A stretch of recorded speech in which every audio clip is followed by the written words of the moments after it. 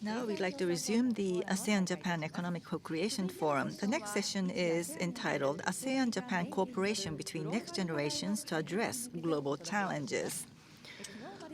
Over 3 days until yesterday, the leaders who will shape the future of ASEAN and Japan held an active discussion in Karuizawa, Nagano Prefecture. This session aims to build on the debate to further deepen dialogue toward addressing social challenges in both ASEAN and Japan. So, without further ado, let me introduce the moderator and the panelists.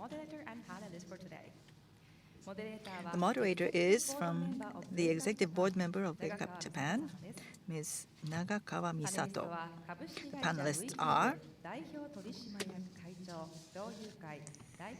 Director, as well as CEO, Chairman, and Group CEO of VQ, Mr. Mashita Naoki, and then Vice Chair of the Indonesian Chamber of Commerce, Ms. Aldi Hario Pratomo. Ms. Francesca Chia. Chairman of Vinale, Mr. Antoine Guen. そして株式会社カルモニーの岩沢直美様と His Royal Highness Silly Paduka Iwazama Naomi of Shangri-La Asia Limited. Sustainable Ms. Mansur Tian. 以上の皆様です。それではここからは長川様に進行をお願いしたいと思います。長川様どうぞよろしくお願いいたします。So without further ado, Ms. Nagakawa, please. So now I'm going to switch my moderation into English. Good afternoon, everyone. It's my honor to welcome all of you. I know what you're all thinking. What a large number of group of the people. How is she managing it? Yeah, that's what I'm wondering as well. Well, we are indeed sort of the family community of ASEAN-Japan community. And what we are going to do is in next 15 minutes or 1 hour, we are going to share our insights and takeaways from Japan-ASEAN summits, which took place in Karuizawa. We had the 2 summits from the young business leaders and Gen Z community. So we would like to hear each of the voices and our findings from these honorable representatives. Our MC kindly introduced and called the name, so I will cut down to call the name to each of the panelists, and I would like to directly go into the self-introduction of each of the panelists. So for all the panelists, I ask for your cooperation to briefly make a self-introduction about 1 minute, stating your name, where you're from, what are you passionate about. And I'll be starting with this order, so I would like to firstly invite Mr. Mashita for the stage. Thank you very much. Good afternoon, ladies and gentlemen. My name is Mashita, I'm from Japan, and I'm CEO and founder of VQ. I started this company back in 1998, so we celebrate this company's 25th anniversary this year, and then 10 years anniversary after the IPO. So this company is providing some online communication services like web conferencing, online events. Although this event is not using our service, but we have the largest online event service provider in Japan. And then also I'm taking the role of Vice Chair of Keizai Ukai and taking care of in charge of startups, the ASEAN-Japan relationship, or regulatory frameworks, or those kind of things. So thank you very much. Thank you very much. Now let's go to Mr. Aldi. Thank you. Hi, good afternoon, everybody. My name is Aldi. I'm from Indonesia. I founded a company in Indonesia that does payments, like PayPay. It's called GoPay. After that, I'm on the board of a few companies now. I left that company a couple of years ago. I'm on the board of Halodoc, which is a health tech company, eFishery, a fisheries company, and VCinema, which is a movie studio. Right now, I also have a role in the Indonesian Chamber of Commerce as the Vice Chair for Entrepreneurship, where like Mashita, I also work on regulation and the relationship between Indonesia and other countries. I'm here today representing the ASEAN BAC in Indonesia to promote collaboration between Japanese companies and Indonesian companies, as well as companies in all ASEAN countries. Today, I run a small fund that helps SMEs expand from their local branches or restaurants or clinics, and we hope to collaborate with many Japanese SMEs because Japanese has some of the world's best small and medium businesses. Thank you very much. Now can we hear from Ms. Sweeney? Hi everyone, my name is Queenie. So I'm from Brunei. I'm actually an entrepreneur, an educator turned entrepreneur, and who have devoted half of my life into nurturing and the development of community and startup ecosystems in Brunei. So apart from that, I'm also often referred as the Queen of Death. This is due to my company aspiration to revolutionize the traditional funeral industry. So I'm sitting as on the board of Young Entrepreneur Associations of Brunei, and what we're trying to do is also connecting to the ASEAN as well as the Japan entrepreneur ecosystems. Thank you very much. Hi, everyone. Yep, Ms. Francesca. Hi, everyone. My name is Francesca. I'm one of the co-founders of GoGet. GoGet is an innovative startup in Malaysia where we connect businesses to verified part-timers, and it's an on-demand workforce platform. We started this company in 2014, and today we have grown up to the largest network of verified workers. We also were appointed as one of the representatives in the National Employment Council, chaired currently chaired originally by the Prime Minister of Malaysia, ultimately really to champion the new labor laws and how we can tackle unemployment post-COVID, but also look at the new labor laws and how to make it inclusive. So thank you so much. Thank you very much. Now let's go to Mr. Antoine. Yeah, ladies and gentlemen, my name is Antoine. I'm from Vietnam. I am chairman of Vietnam National Reinsurance Corporation. We are providing the financial capacity protection for business and people against the risk of uncertainty and risk of damage for company. And we are working among ASEAN countries also. And for my company, you have 30 years old. We have more than 10 years of cooperation with Japanese partners already. And we would like to have more involvement among our ASEAN countries with the diversity and the differences supported financially and technically by Japanese partners. Thank you very much. Thank you very much. So these 5 people are from the Young Business Leaders Summit, and now we will be introducing the community from the Gen Z community. And Naomi Iwazawa-san, please start. Good afternoon. My name is Naomi Iwazawa. My name is Yes Japanese. I am from Osaka. My mom is from Czech Republic, so that's why I don't look similar to everybody. But that's where my passion came from, to create a diverse and inclusive country, a community, a school, business area, offices in Japan. So I founded a company called Calmony, which the name comes from culture and harmony. I founded this as a high school student 10 years ago. It's been 10 years working on diversity inclusion workshops, creating platforms to help out companies to expand their businesses in the intercultural environment, and helping people to create stronger and interpersonal relationship, overcoming the language and cultural barriers. Okay, so I'm very excited to speak with all of you. Thank you. Thank you very much. Now let's go to His Royal Highness Mangkunagoro X of Indonesia. Okay, thank you. Good afternoon, everyone, ladies and gentlemen. I am Mangkunagoro X. I'm the 10th generation leader of an Indonesian monarch called Mangkunagaran, which is based in the city of Solo, in the island of Java, about an hour away from Jakarta. So today, as a kingdom, we serve as one of the cultural symbols in the country. And for that, we drive the financially sustainable cultural ecosystem in the region, where we work with SMEs, we work with artists, dancers, singers, culinary players, in order to build a stronger cultural system in the country. And aside from that, I'm also a board member of the Indonesian Railway Company, which is similar to the JR in Japan. Thank you. Thank you very much. Last 3 sound. Yeah. Hi, everyone. I'm Sam from Singapore.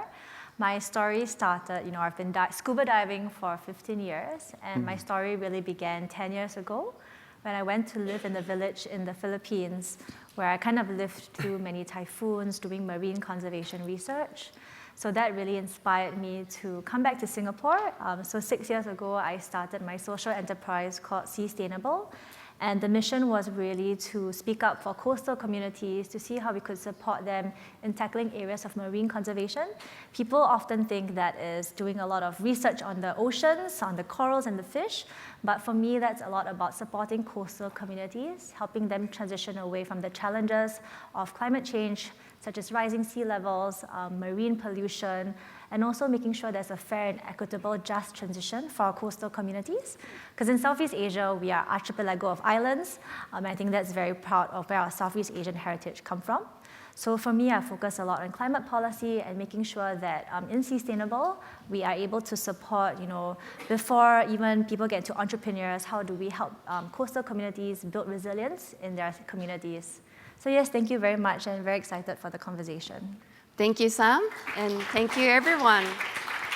So in this panel, because we are going to make a policy proposal, both as a young business leaders and a Gen Z, we are going to share you about our insights and takeaways from the summit based on our experiences and business experience. First of all, we will have the session mainly focusing on Young Business Leaders Summit. A definition of young is up to you, so please be generous about us. So we would like to first hear about what kind of perspective and insight we had from the Young Business Leaders Summit in Karuizawa. And I would like to invite Mr. Mashita for 3 minutes to share his insights of that. Please have your 3 minutes from now on. Thank you very much. Thank you very much. So I'm supposed to be young, but actually I'm 46 and no longer young. And then, well, sorry for my voice. I was attending the Gen Z's after dinner party. That was so energetic, and then my voice died. It was fun.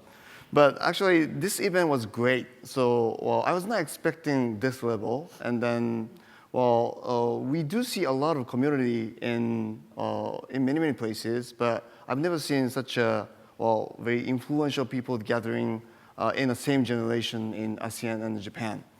And we could build the great trust and great friendship among those attendees. And those attendees were well diverse. So it could be entrepreneur, it could be the family business owner, it could be the social entrepreneur, it could be from government officials. So many well diverse community, but it's same generation. And then we discuss a lot of things based on this trust. And then, of course, we spent almost a couple nights there. So we became really good friends. And then we talk about technology, we talk about sustainability, we talk about human resources, we talk about also regulations. So there seems to be a lot of things what we can do. And then, each one of us has some, experiences and also some influence in each country.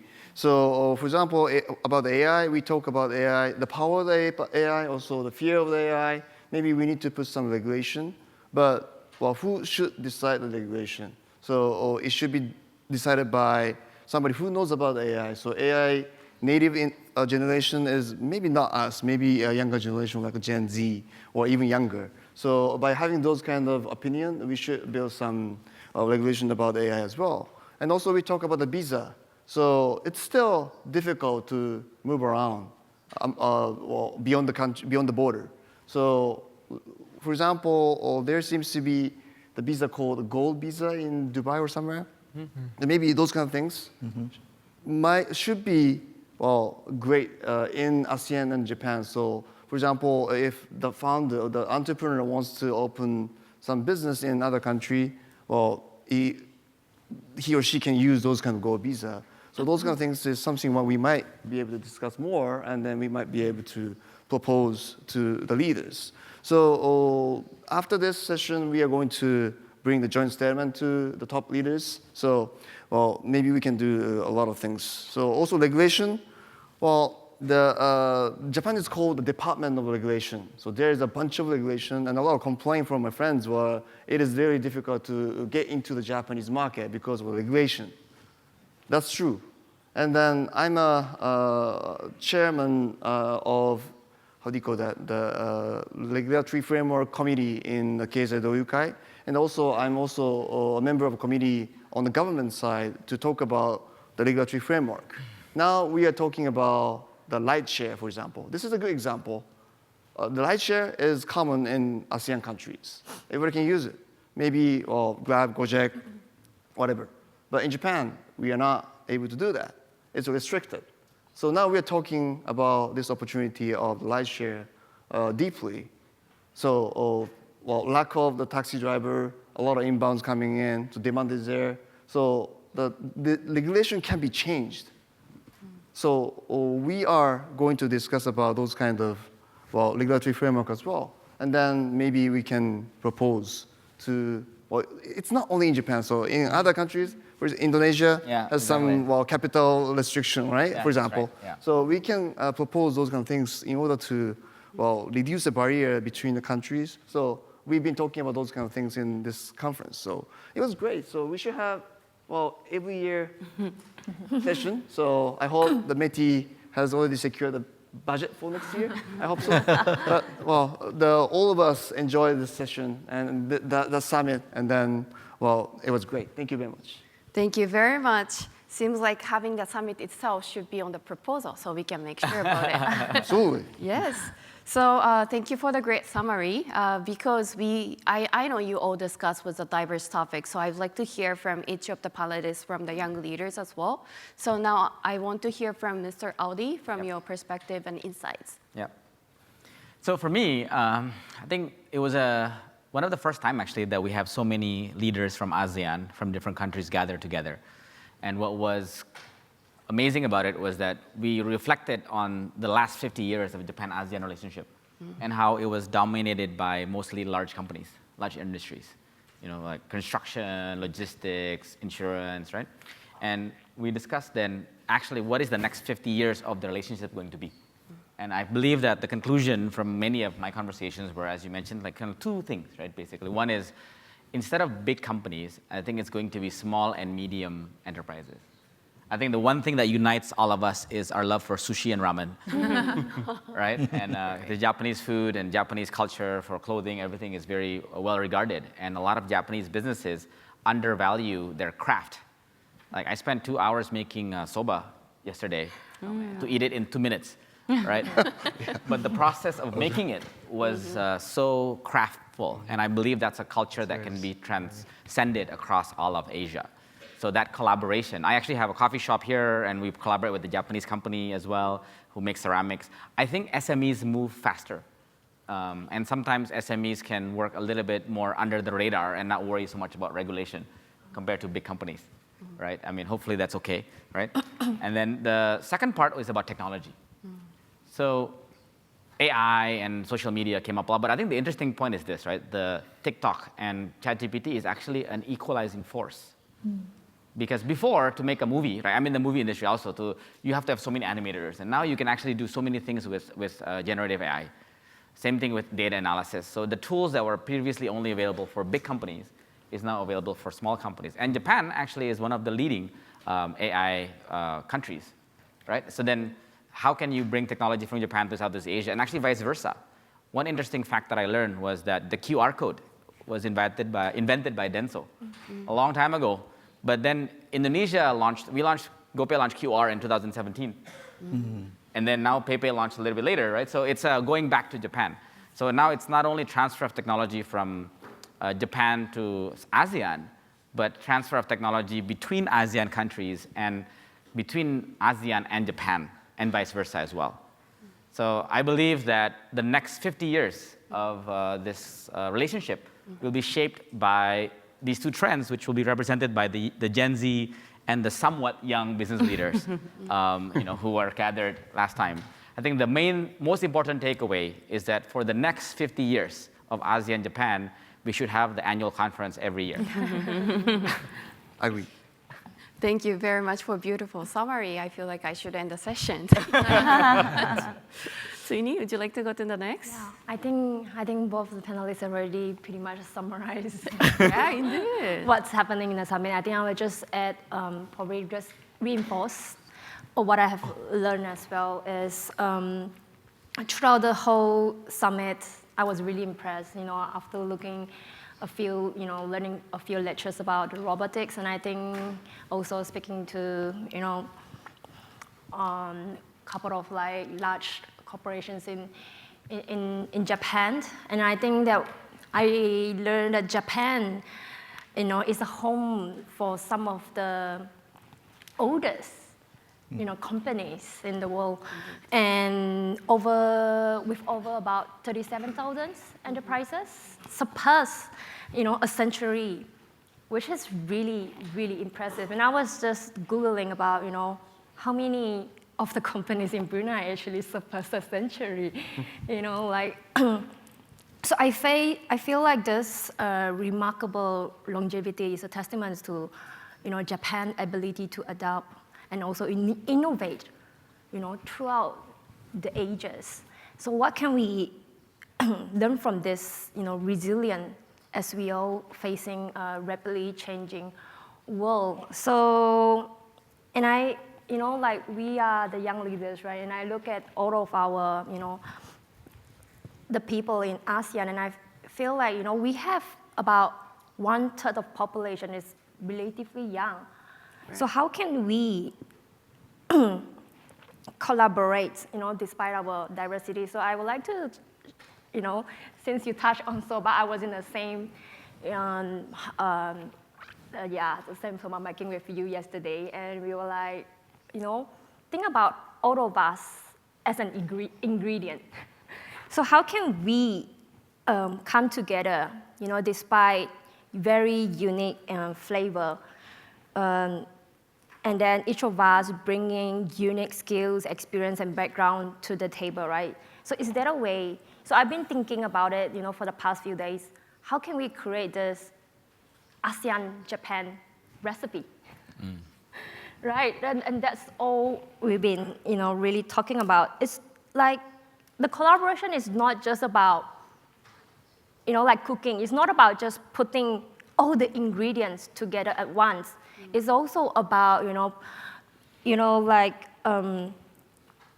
finding the right balance, the right timing, the right quantity and quality, together. And I feel like what they have mentioned, the summit, the platform like this is definitely a perfect start to this. So what I'm really looking forward to see is, Japan has been a global leader in the field of robotics, and in my space, which is the deaf care industry, and also now we're interested in the elderly care. I'm really looking forward to see more of this age tech, being the knowledge being spread throughout, ASEAN, and perhaps, we'll be able to find a way to combine Japan historical, business wisdom and the innovative, spirits from ASEAN. Thank you. Thank you very much. Since you mentioned about the soba making, for your information, during the summit we had some excursion, and one of the activity was soba making, and I think Naomi and His Royal Highness attended the same soba making. Right. Yeah, We made a soba together, ate the soba together. That's creating international bond, right? Yes. Through the soba. It's a true diplomacy that we are talking here, right? Long-lasting soba. You know the meaning? Yeah, oishi. Very true, very true. Thank you for sharing. So let's go to Ms. Francesca. Yes, to me, the summit really, I would say, was summed up firstly by two key words at first. It was making friends. And ultimately, this was the foundations of the first day. When one of the participants actually in our group had asked a question towards the CEO of Suntory, and it was a question around how to build relationships across nations, and also the position of ASEAN and Asia and Japan relative to actually the West.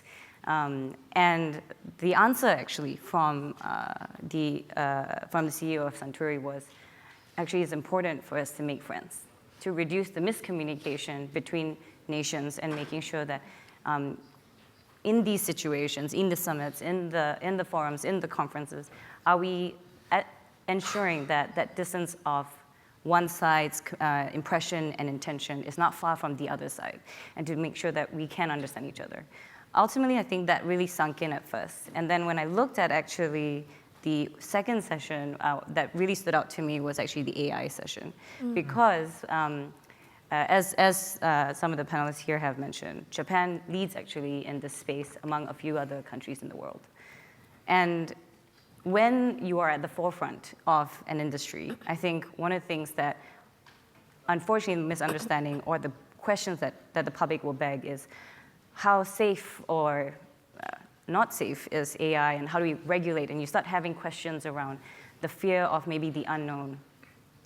What I really loved about this panel was actually when I asked, what are the things that we should worry about, or what are the risk? The answer coming back was, the risk is not the technology.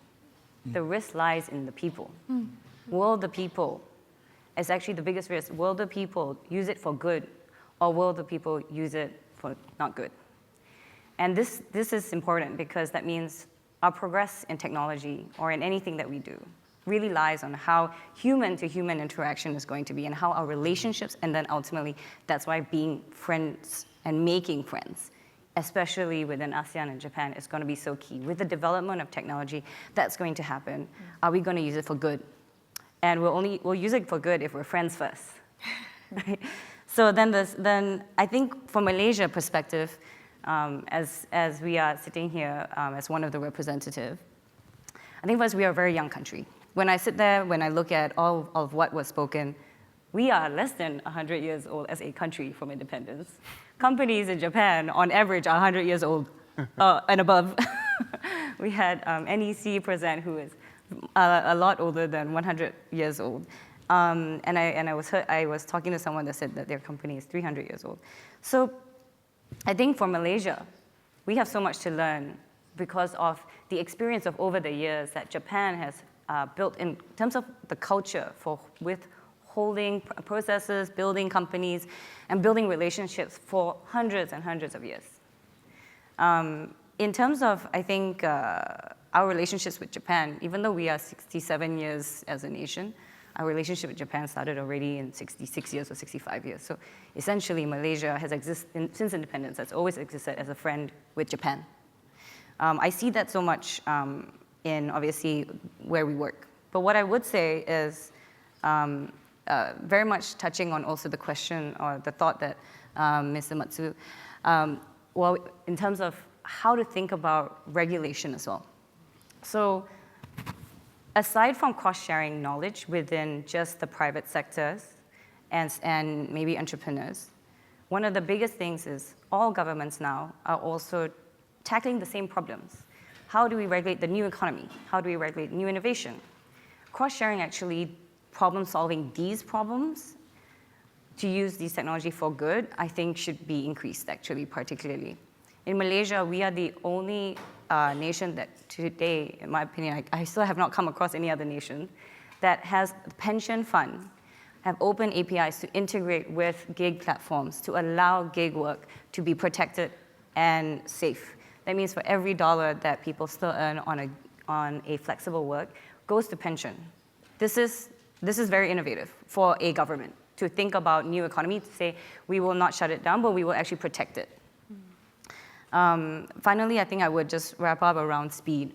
A lot of the aspect around speed of, I guess, decision-making was raised in this conference.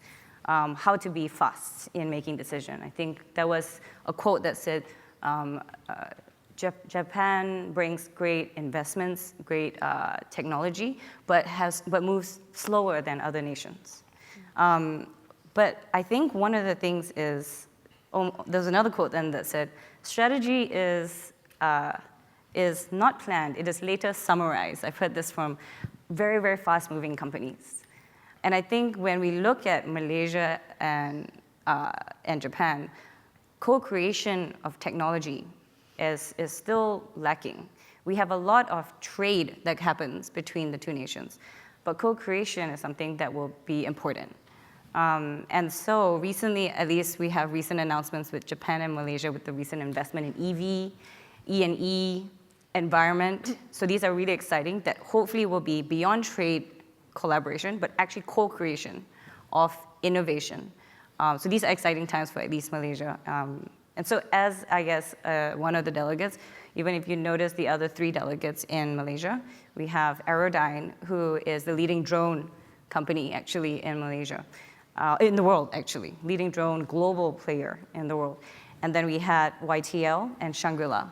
From the traditional conglomerates to even innovative companies are all in this summit together. So I look forward to how ASEAN and Japan will be building, and more importantly, even Malaysia and Japan will be building. Thank you very much. Now let's go to Mr. Antoine. Thank you for waiting. Yeah, good afternoon, everyone again. So on behalf of my company and also on behalf of Vietnam, I would like to share that firstly, I would like to strengthen that so 50 years ago, we have very good and long-lasting cooperation with Japan.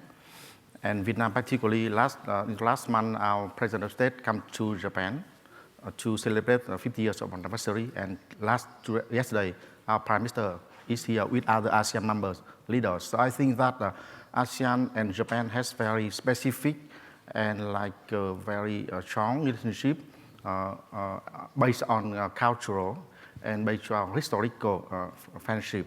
And I received a message from the Prime Minister of Japan when I come here that this summit of young leaders is for co-creation. And like Francesca, I have two main key points for me. The first one is like a sharing, and second one is understanding. Sharing is that we have a lot of sharing of information and expertise among young leaders on how we can promote ASEAN among ourselves and ASEAN with Japan. Because you have a lot of business cooperation already in place already, and going forward, a lot of things to share. And I think we share a lot among ourselves because the summit of young leaders is very proactive to share our views and our aspirations among young leaders and also general leaders. And the second thing is about understanding, because we are among ASEAN countries and with Japan, we are diverse countries with differences in terms of the level of development. So we are different. The current status is quite different, diverse. So we should have some kind of understanding the issue, and then we can have appropriate solutions for this. And in my panel in the last 2 days, so we focus on the ESG in decarbonization in net zero emissions. So I think, and from this discussion among ourselves, young leaders, we see that we have differences among ASEAN countries ourselves, because each country has to maintain our energy, our electricity security to support our growth for the next 50 years. So some countries rely on coal fire. Some countries have only hydropower. And some countries can have solar power. And some countries like Vietnam, we can have solar power, wind farm power, coal fire. So I think this topic is quite critical for our country, because this morning I listened that the morning session on recycling economy, how we can do recycling economy. And I think this topic is mostly political, because it decided in the COP26 2 years ago. And I think now every country in ASEAN, we are trying to do our best to make that happen. But we should recognize that we are different and diverse in our strategy, because we cannot have the same goal at the same time. So I think for that perspective, we receive support from Japanese government already, because we have a new project for Vietnam. We have a new project on offshore wind farm and some other project, and we have a technology from Japan, not only for new energy, for power, solar power, and we new energy hydrogen and ammonia. So I think Japan is among the leading country, maybe the first one who has technology to generate hydrogen and ammonia. So I think Vietnam and other ASEAN countries can benefit from that, and I think sharing and understanding our perspective and our differences to support our in terms of the technology, and together with that is financial capacity for our country. So with what a concern that last week, 8 days ago, on behalf of Vietnam, we signed an MOU between the countries of ASEAN, Vietnam, Malaysia, Indonesia, Philippines, Cambodia, to support, to put our financial capacity in the pool for new energy in the sidelines of the ASEAN Insurance Council organized in Ha Long Bay in Vietnam. So I think you have 6 countries in the first place, in the first phase, And I think that in our intention, we would like to have some more partner and stakeholder coming outside ASEAN, and Japan is like a country that would like to invite you to come in with us to have more capacity financially and technically and technologically, that we can put this topic of decarbonization happening in a good way and harmonized way. Thank you very much. Thank you very much. Thank you very much for going into the detailed examples. So I want to save a time for some of the interaction, so allow myself to skip the QAs of among you and directly go into Gen Z sharing session. I believe the young business leaders talked about wisdoms, including the history, traditions, and experiences, the actual business experiences, and they emphasized about the friends, which is people to people. And then they talked about implementation, like regulations and how we can make it happen, right? So now I'd like to invite Gen Z community, and we have a time to summarize up for our discussion for 3 minutes. Yep. Hi, everyone. So it's me again. I think before I jump into the summit, I think we have to really thank Japan very much for the wonderful hospitality. I think, when I talk to any Singaporean, most of the time they've already been to Japan for holiday. But it's been wonderful to come back and see this business commercial aspect, which is so enlightening and also very forward-thinking, which I think has been said by my fellow panelists. For me as well, I do work in the commercial side, and I think Japan has been at the very forefront of technology when it comes to circular economy, regulations, even developing recycled plastics, which has been one of the challenges in the ASEAN region. So if I go back to it, how do I summarize the summit? Even though it was only 2 days, I think it's clear to say that we have become fast friends in the past 2 days.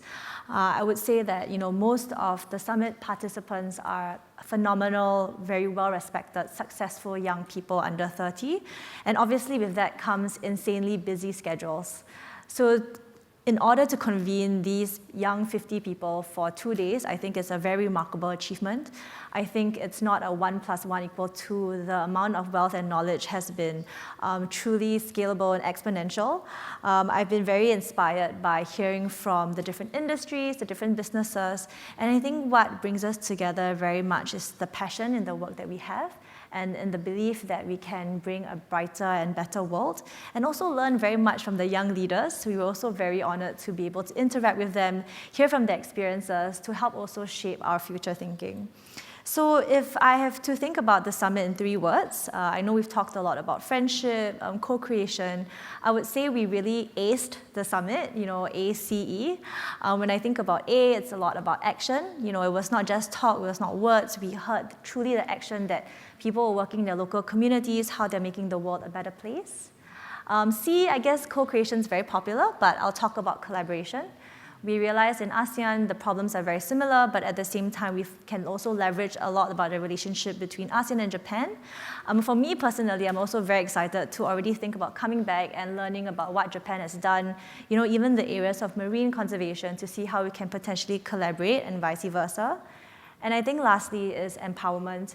As a young person, I would say many of us face challenges of, being maybe a bit sometimes discrimination because we may be young, we may be inexperienced, we may not have worked long enough to earn our stripes. But I think one thing coming here is that we feel very empowered, we feel very grateful that our voices are heard. And in summary, I think, we really found it to be a wonderful experience. So yeah, I think I'm really glad that we definitely aced it. So thank you very much. Thank you very much for refreshing back our wonderful days. So may I hear from His Royal Highness about his perspective? Yes, thank you. Well, as a young leader, I believe that in order to grow, we need to have many perspectives. That's one of my foundations, and that is exactly the reason why I decided to join this event, because through this event, I managed to meet many people from different countries, from ASEAN, from Japan, of course, each with their respective issues and each with their respective movements as well. And this is very refreshing to me because it's a completely new knowledge, something that I've never experienced before. So it's very fulfilling in that aspect. And of course, but aside from all that, one common ground that I observed during the summit was during the cultural night, actually, where I realized that the ASEAN countries and Japan, we have one common ground. That is, we are a region that is so rich of culture, of tradition, and of history. Now, this is, of course, coming from a cultural standpoint, of course, as I am a leader of a Javanese monarch. This is something that is very special to me because, I mean, I was part of the group of the social impact investment. And maybe just to add the points from the young leaders and my fellow Gen Z leaders, one point that we haven't really discussed upon is about culture itself. Now, why do I think culture is so important? Why is culture so valuable? Well, from my experience, culture brings additional value. It brings an intangible value towards a nation and towards an individual. I guess that is one of the reasons why people from the West really love visiting Japan, really love visiting the ASEAN countries, because they can experience something in these countries that cannot be experienced anywhere else. Culture brings uniqueness, and at the end of the day, it brings tourism, it brings value, it drives local economy, it helps the SMEs to grow, local players to grow. So that is one point that we discussed throughout this conference was social impact investment, especially in the field of culture, would be very, very interesting, would be very important because, again, it brings value that cannot be achieved anywhere else. It's something that is very unique. And again, the impact to local economy, the impact to tourism, it's something that would be greatly appreciated. Allows a platform for SMEs to grow, artists, and every aspect of the society to grow because, again, the culture is something that actually lives in this society. Now, just a bit of the culture, this is exactly why, as a monarchy today, we also reposition ourselves. Not just something that is exclusive as a royal family, as something that people look up to, but we are also open to inclusive movements. That's why we create the kingdom today as sort of a cultural hub, you can say, to build a strong, local, financially sustainable cultural ecosystem within the region. That's why we help scale up SMEs, we create programs, we create events to involve everyone to be involved in these activities. At the end of the day, these are for them. Now, of course, aside from the culture, we also touch upon the issue of circular economy that has already been mentioned by Samantha. Now, two issues that we discussed particularly was about the waste management and also about sanitation. Now, if I can speak, of course, on behalf of the situation in Indonesia, like sanitation is a big issue. In fact, more than 60 million people today does not have access to sanitation in Indonesia. Now, when it comes to waste, especially when it comes to trash management, the biggest contributor of waste that I checked in 2017 in the ASEAN region was actually Indonesia. And funnily enough, the biggest contributor is also from our province of Central Java. So this is also why these two issues are something that we also touch upon as a kingdom, where we have movements in the field of waste management, especially for plastic management, and also to provide sanitation within the local region, especially to schools and settlements across the riverbanks. So yeah, that's my experience. But overall, it's been a very, very great experience, especially to be able to meet with the young leaders as well from various backgrounds, various knowledge, various different issues and solutions. And hopefully this is something that we can do every year because it adds so many value to our self-development and, of course, to build a stronger cooperation between ASEAN and Japan. That's it from me. Thank you very much. Thank you very much. Thank you very much for adding a new perspective, which is culture. I'm so ashamed of myself focusing on policy proposal, but the culture itself is indeed very important. So Naomi, would you like to share yours as well? Right. Yeah, I think we covered lots and lots of issues that we have to tackle, lots and lots of challenges we are facing. The challenges we are facing here in Japan, many countries, including Indonesia and Singapore, we are all facing something very similar. When it comes to Japan, co-creation and collaboration between Japanese and ASEAN countries is crucial, especially because of the economical migrant issues. So many people are invited to Japan, of course, to work. The aging population and the low birth rate is a big problem here in Japan, and to maintain the sustainable growth in the economical side, it's very important that we foster an environment of diversity inclusion where ASEAN people visiting Japan, working here, can feel included and accepted, welcomed not only those who are working in companies, but also their families and kids who will be in local schools and region communities. And that's why I realized through meeting my friends from all ASEAN countries that it's very important that our generation, youth, can still help the community out to make a very collaborative work to tackle similar issues. Now, young people, or in general Gen Z, are good in some things, but young leaders are better in few some things. In general, we are really, many of us are social enterprises, tackling social issues, working on NPOs, and it's very difficult to tackle the social issues and keep the economical growth as a company. Business models, sustainable business models, financial support is lacking. And that's why co-creation, not only between Japan and ASEAN countries, but also co-creation between the youth, Gen Z, and the young leaders is very important. Having so much more experiences in sustainable developmental companies and businesses, creating big companies, we need those knowledge and we want some mentorship and we want financial support. So this community, not including only the countries, but also different generations is, I think, very crucial. We didn't have to have plastic bottles here. In the previous session upstairs, we had 6 panelists who were all male. Okay? In this room, we have about 80% who are male, but we can have more, we can do more. And those recognition we can provide, but there are things we have to kind of cooperate together to find out how we can, as it says as a topic, how we can make the sustainable growth and for innovative growth as well. Thank you.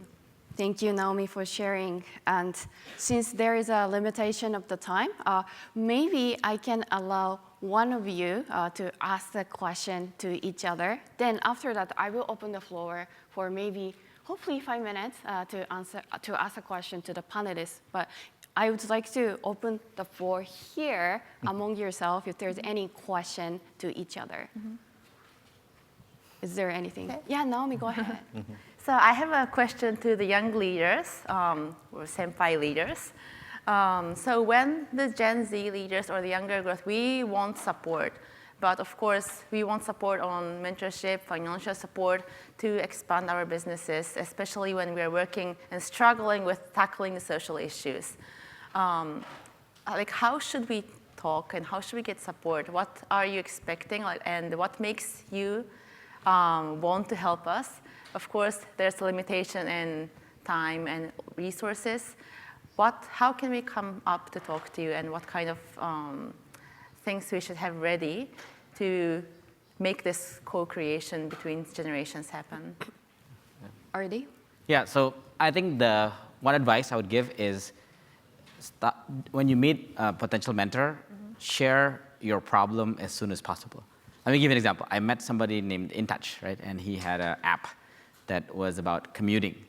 And I think one of the questions that he had was like, hey, I don't know how to kind of increase the engagement level from my users because they just watch but don't do anything.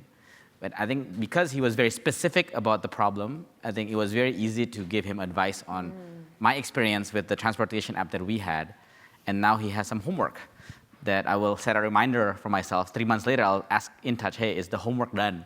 Right? Because I think it's these micro interactions, actually, rather than just focus on introductions, focus on a shared common problem, especially if they're from the same industry.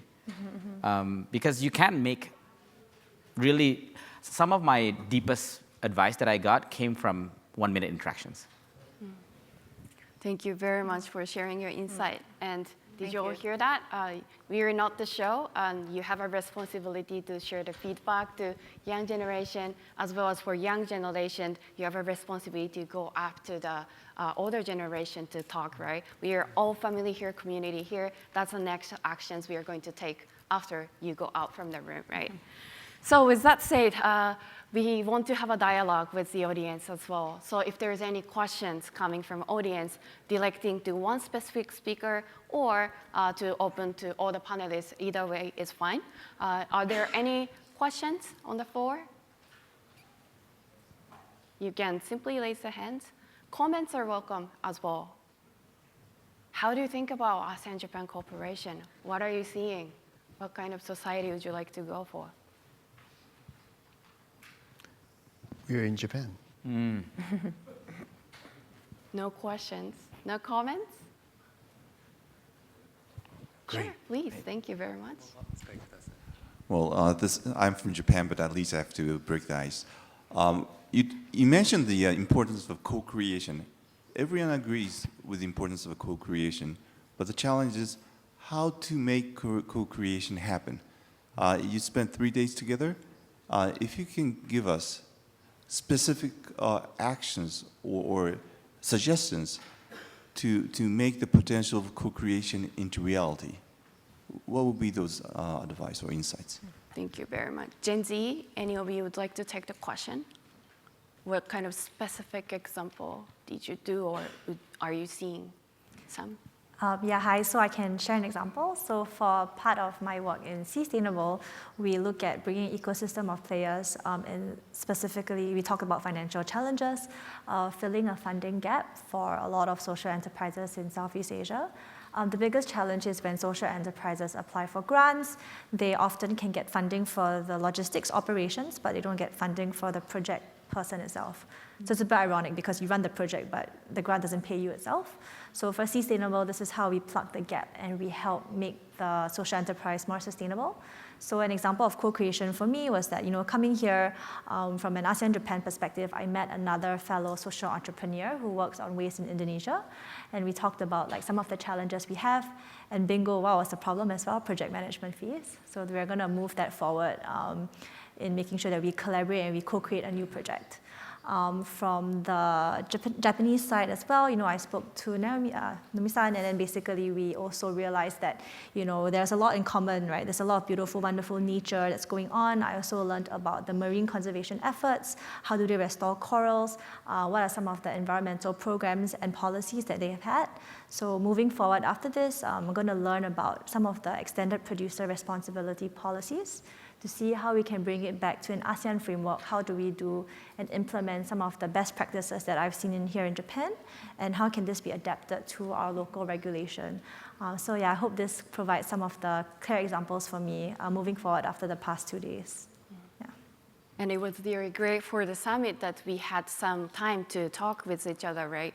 So for example, at the dinner table, our table was mixed, Gen Z and the young business leaders, and that's where the conversation born. And he came to some of the young business leaders and Gen Z's gathering at night as well. You talked with many generations, across the generation. Right.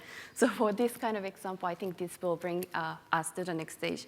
And if young business leader would like to answer for his question, I can allow one panelist to share any detailed example of co-creation. Yeah, okay. Mr. Antoinette. Yeah, I think that because I mentioned co-creation, because I received this message from your Prime Minister, Mr. Kishida, and I think that for us, co-creation is, I mentioned earlier, is like how we can have a collaborative approach to our diversity. Because if you have to create something new together, we should know what are the similarities and most importantly differences in terms of technology, in terms of culture, in terms of financial capacity of ASEAN country and Japan. So I think in the last 3 days we have a lot of discussion among ourselves. I think the summit is very good for our sharing, a gathering activity around very typical and particular young leaders from ASEAN country. It's the first time we meet together here in Japan. It's our unique chance to go here for 3 days because we are most CEO and chairman. We left 3 days off to be here. And I think we spend very productive activity together to understand what we can do collaboratively to approach our differences to solve out this kind of cultural differences and problem like I heard from Indonesia on sanitization. I think it's first point, and I think collaborative is very important. And I think that is the first thing. And second thing, we had a lot of interaction with Japanese collaborate already. As I said, I already have some business matching with our partner here in Japan. After I make my presentation, I think I received strong interest from our Japan leaders, and we can share something on technical, technological, and financial issue that we can solve like the problem that ASEAN countries are facing in terms of culture, in terms of decarbonization, in terms of AI, in terms of SME. So I think this ambition of co-creation of innovative, sustainable growth should have an actionable action agenda. So we would like to have more meetings like this.